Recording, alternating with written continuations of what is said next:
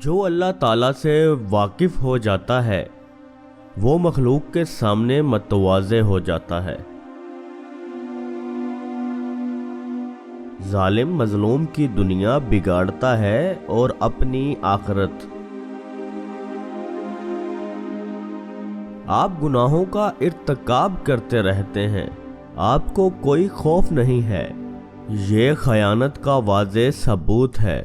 جب آپ کا مختص وقت ختم ہو جائے تو آپ پکڑے جا سکتے ہیں۔ بدگمانی تمام فائدوں کو بند کر دیتی ہے۔ اللہ کے دشمنوں کو راضی رکھنا عقل و دانش سے دور ہے۔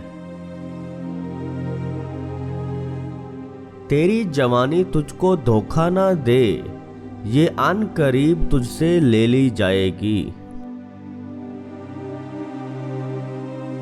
افلاس پر رضامندی بے حد ثواب کا موجب ہے۔ جس کا انجام موت ہے اس کے لیے کون سی خوشی ہے۔ اپنے دل کو صرف اللہ تعالیٰ کے لیے خالی رکھ۔ موت کو یاد رکھنا نفس کی تمام بیماریوں کی دوا ہے۔ توحید کے بغیر کوئی نجات نہیں ہے۔ جب دل اللہ کے ساتھ جڑ جاتا ہے تو پھر اس کے لیے کچھ اچھا نہیں لگتا۔ یہ ایک ایسا درجہ ہے جہاں دنیاوی محبت کی کوئی جگہ نہیں۔